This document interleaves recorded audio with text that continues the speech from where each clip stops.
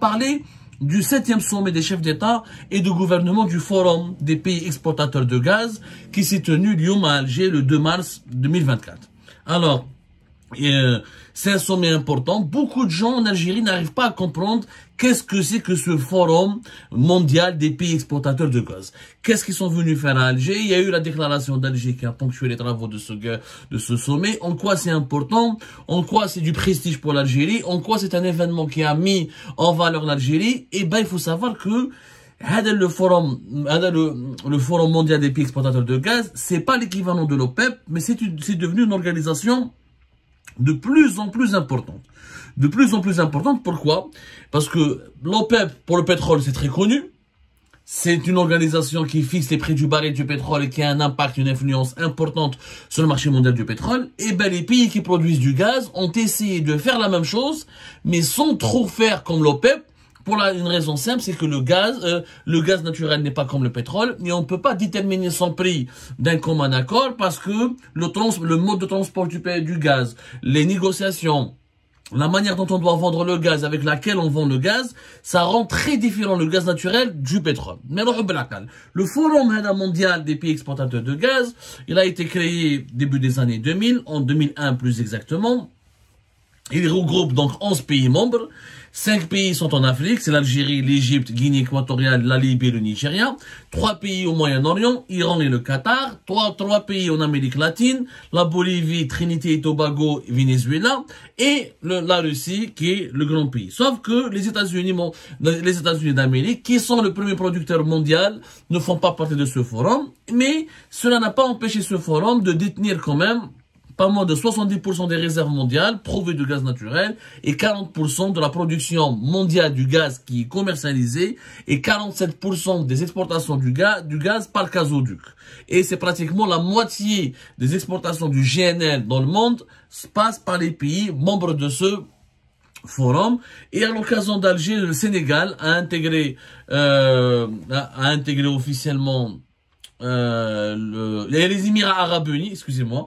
Il y a 12 pays membres, il y a les Émirats Arabes Unis aussi qui sont membres, et pas uniquement que le Qatar, de ce forum mondial des pays exportateurs de gaz. Le Sénégal, parce qu'il y a des pays qu'on les appelle les pays membres observateurs, et qui sont l'Angola, l'Azerbaïdjan, l'Irak, la Malaisie, la Mauritanie, le Mozambique et le Pérou, et le Sénégal à l'occasion. Donc la mission de ce forum, c'est quoi? Ça ne peut pas être comme le pétrole. Parce que le gaz naturel, d'abord, il n'est pas encore aussi consommé que le pétrole. Il faut savoir que dans le monde aujourd'hui, le pétrole, ça reste l'énergie, la source d'énergie la plus utilisée, la plus consommée.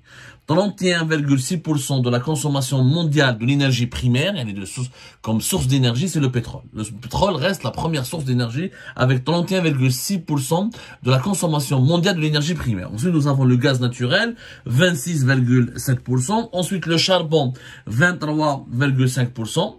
Ensuite, il y a le nucléaire, 4,7%, les énergies renouvelables, 7,5% uniquement.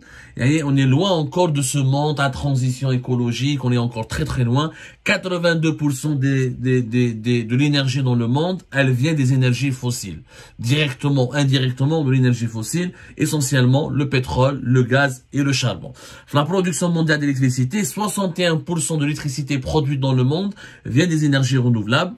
Alors, le charbon, c'est 35% de la production mondiale de l'électricité. Il est à l'origine, grâce au charbon, on peut produire 35% de l'électricité dans le monde. Le gaz naturel, 22,7%. Le gaz, il a de l'avenir. Pourquoi il a de l'avenir? Parce que il peut être beaucoup moins polluant que le pétrole. Et le gaz, il est vendu à travers 2 formes. Ou sous forme de gazoduc.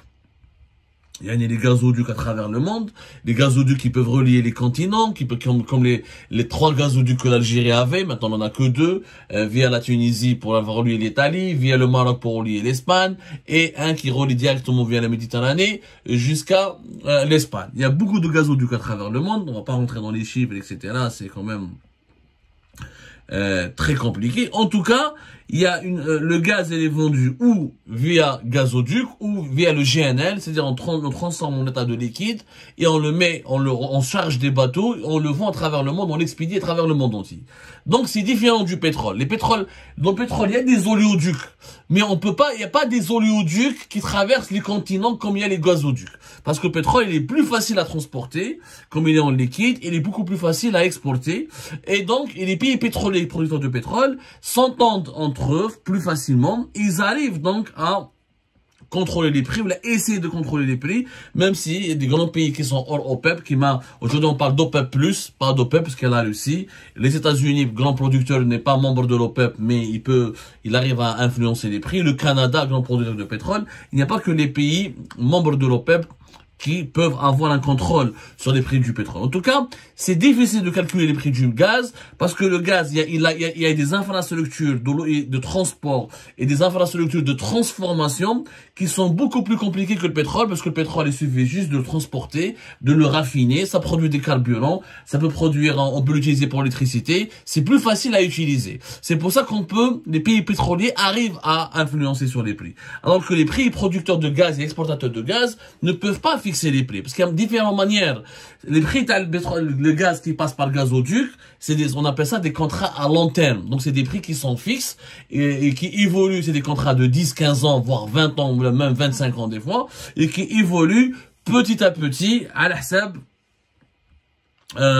la demande mondiale. Et à l'hsab les évolutions géopolitiques dans le monde et à l'hsab le niveau des réserves dans le monde du gaz et le niveau de production. Le GNL qui est vendu à l'hsab l'offre et la demande, ces prix sont généralement beaucoup plus élevés que le gaz qui est vendu par le gazoduc. Donc, le forum des pays producteurs de gaz se sont rencontrés à Alger, pays exportateurs de gaz, plus exactement, pas producteurs de gaz, le forum des pays exportateurs de gaz, dès la déclaration d'Alger, ou je crois de la déclaration d'Alger, ils essayent donc de trouver des mécanismes pour stabiliser les prix, mais ils n'y arrivent pas.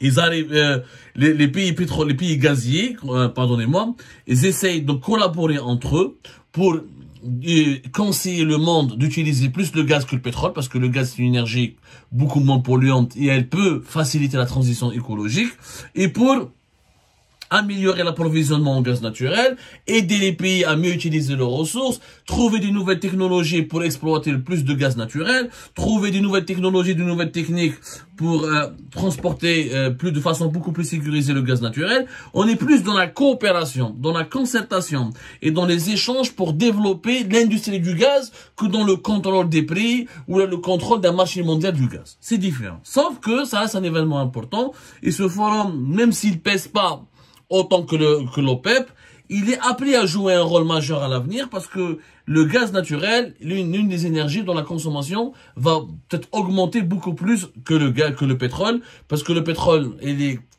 dans les transitions écologiques et comme les réserves du pétrole baissent, on découvre plus du gaz que du pétrole. Justement, l'Algérie, pour parler de l'Algérie, c'est un pays gazier.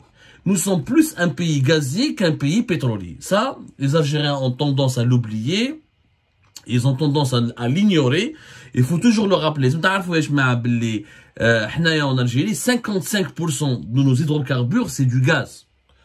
On est 55% de ce que nous avons comme réserve d'hydrocarbures, c'est pas du pétrole, c'est du gaz. Donc, on est un pays gazier, on a des gisements importants, qui Hassermel, qui Rodennous. L'industrie du gaz en Algérie, elle a commencé, voire avant l'indépendance et juste après l'indépendance. On était parmi les premiers pays au monde qui se sont lancés dans le GNL, et dans la liquéfaction du gaz, transformation du gaz en l'état liquide pour pouvoir l'exporter à l'étranger. Il y a eu des grands projets. Là, il faudrait qu'on en parle. On va faire une émission historique sur le gaz naturel. L'Algérie 1964, donc, elle fait le premier complexe de GNL qui est Kamel, compagnie algérienne du métal liquéfié. On a lancé 69, l'Algérie lance les premiers projets de gazoduc. L'Algérie, elle a une grande histoire. En 1983, elle inaugure le grand gazoduc international Henri Comati, qui a été renforcé par les années précédentes, qui a une capacité d'une trentaine de milliards de transporter une trentaine de milliards de mètres cubes de gaz.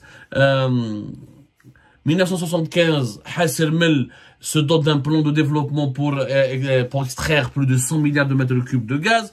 Il y a eu des grandes dates historiques. Plus tard. Maintenant, le problème de l'Algérie, c'est lequel?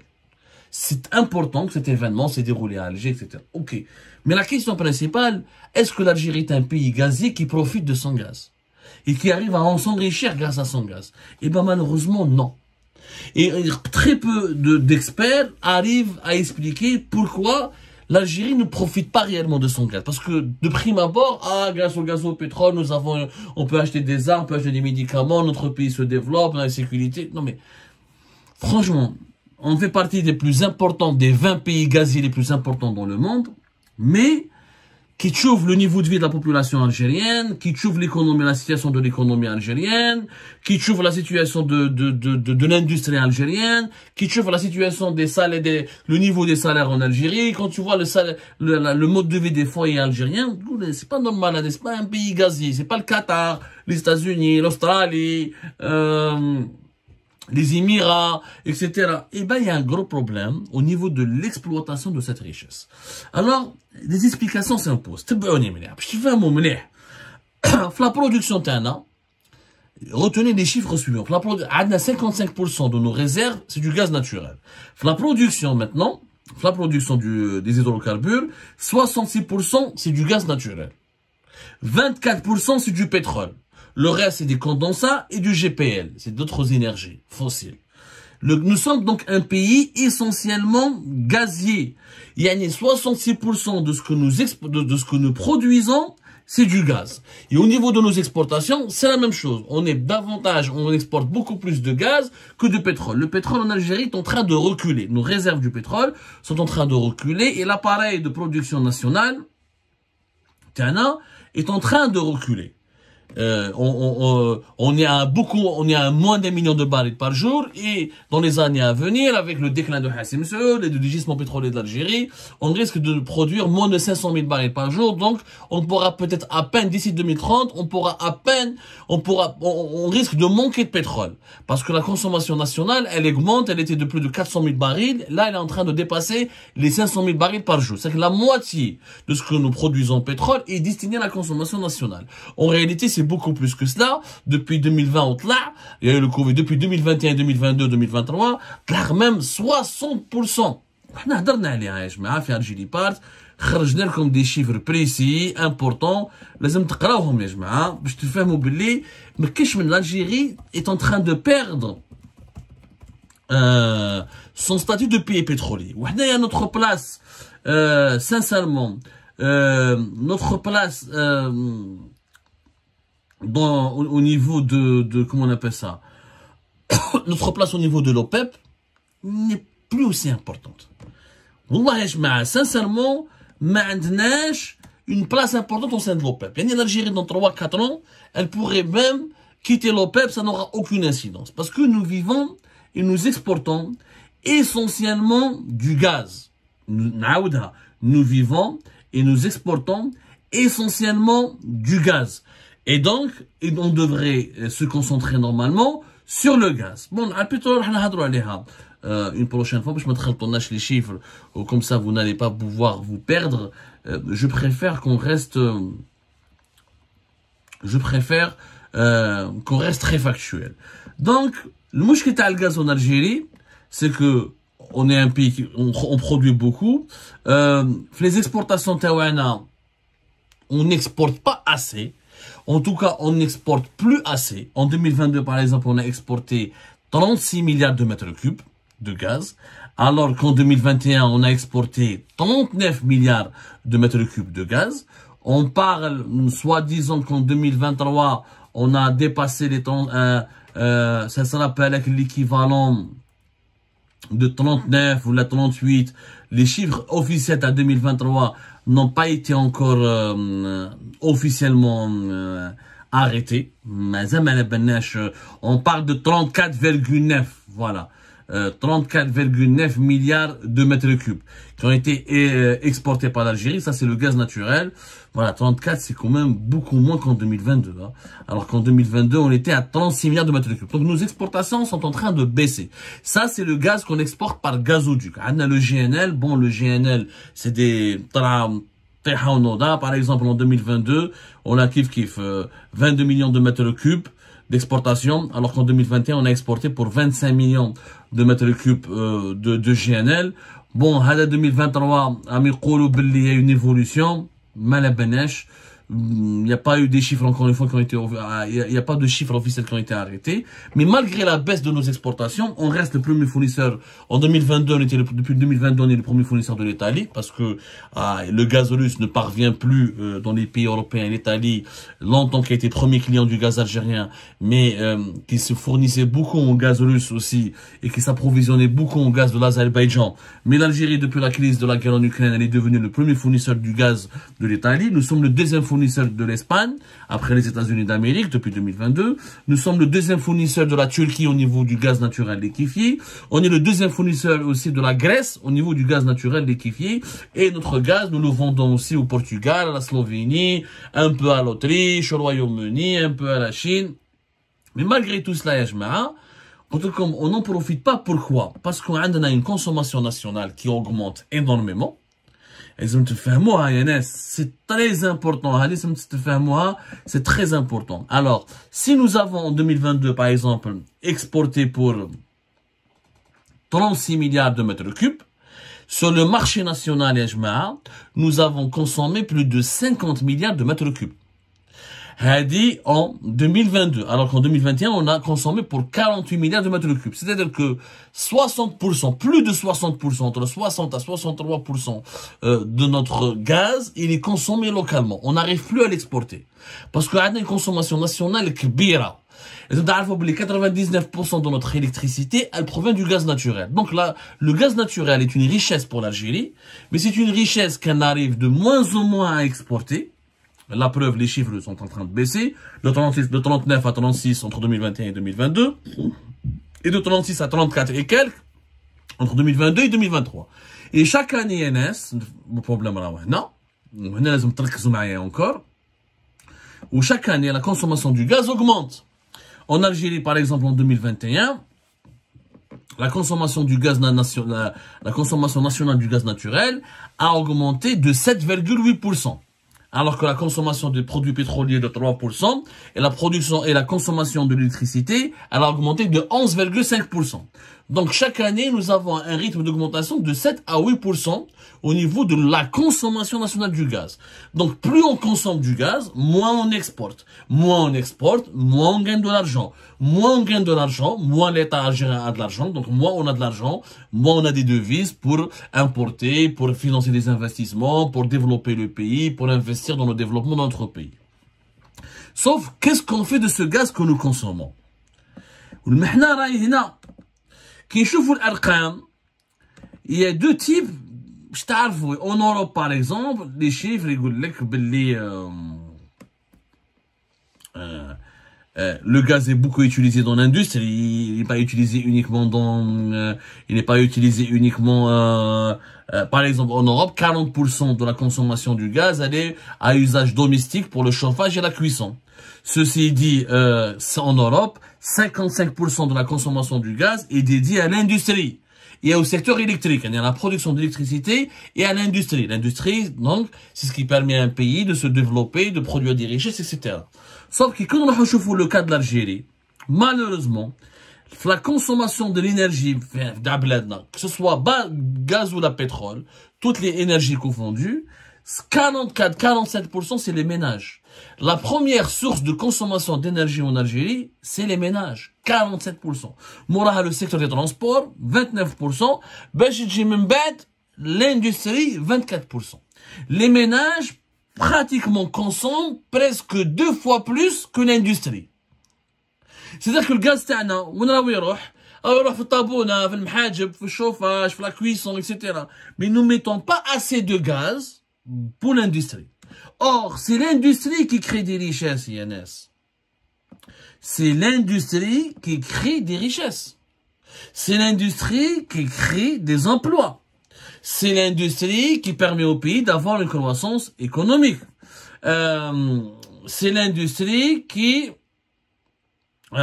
qui permet au pays de se doter d'une industrie pharmaceutique, de pouvoir produire des médicaments, de pouvoir de produire des produits agroalimentaires, de pouvoir produire des armes, des voitures, tout est sur l'industrie. Sauf que nous, on n'utilise pas beaucoup cette énergie pour notre industrie. Et pourtant, le gaz, comme il n'est pas cher en Algérie, normalement, grâce à nos ressources en gaz, on aurait pu développer on aurait pu attirer des investissements étrangers. Toutes les industries ont besoin de gaz et de pétrole.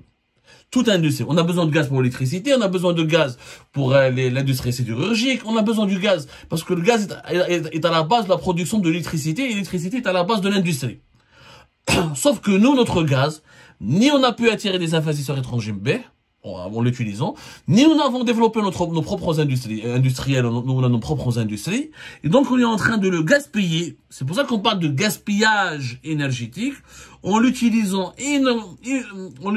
uniquement, je dis bien en l'utilisant uniquement pour les ménages, à hauteur de plus de 47%, pétrole et gaz confondus. Donc ça, c'est un peu, franchement, il y a encore dans le secteur de l'industrie, c'est plus le BTP. Il y a ici l'industrie mécanique ou électrique ou électronique, sa consommation d'énergie est encore faible. C'est parce que nous ne sommes pas un pays industrialisé. Donc cette richesse que nous avons, on est en train, elle nous offre un confort de vie, elle nous offre la possibilité d'exporter et de gagner des devises, mais nous ne l'utilisons pas comme il le faut, parce que maintenant, des industries, parce que nous ne faisons pas la transformation de cette énergie en produits dérivés. Le gaz que nous vendons aurait pu nous rapporter beaucoup plus d'argent si on le transformait en produit industriel, si on l'utilisait pour développer une véritable industrie nationale qui nous permettra d'exporter des produits beaucoup plus sophistiqués que le gaz naturel ou là le GNL et avec lequel on aurait pu engranger beaucoup de recettes en devises. Et c'est ça le drame de l'Algérie. Et si cet événement, malheureusement, n'a pas été utilisé correctement pour expliquer voyage le gaz, voyage nous sommes un pays gazier, mais nous ne sommes pas un pays riche. On est un pays gazier, mais on n'est pas un pays riche. Parce que la richesse, elle se crée d'abord par l'industrie, par l'économie. Avoir des ressources en gaz et vendre son gaz comme ça à l'état brut, comme tu vends du pétrole brut, ça ne sert à rien. Il faut des grandes usines de pétrochimie, il faut que ton gaz alimente des usines de voitures, de médicaments, de machines industrielles, d'équipements industriels, d'industries électroniques. Non, oui, tu peux t'enrichir. Donc, les contrats, les dirigeants algériens, que nous sommes un pays gazier important. On n'est pas un pays important parce qu'on ne profite pas de notre gaz. On aurait pu profiter mieux, on aurait pu devenir un pays important si on n'avait pas gaspillé toute notre énergie finale, toutes notre sources d'énergie, 47% dans les ménages. Et l'industrie, même pas 24%. Et qu'est-ce qu'on fait du gaz et du pétrole en Algérie, comme le gaz? Essentiellement, le transport, la bouffe, la nourriture, le chauffage, la cuisson. Alors que malheureusement, c'est une source d'énergie incontournable et précieuse et désespérément recherchée par les pays les plus industrialisés pour assurer leur développement économique. Et c'est ça le drame. Nous sommes un pays gazier, mais nous ne sommes pas un pays riche.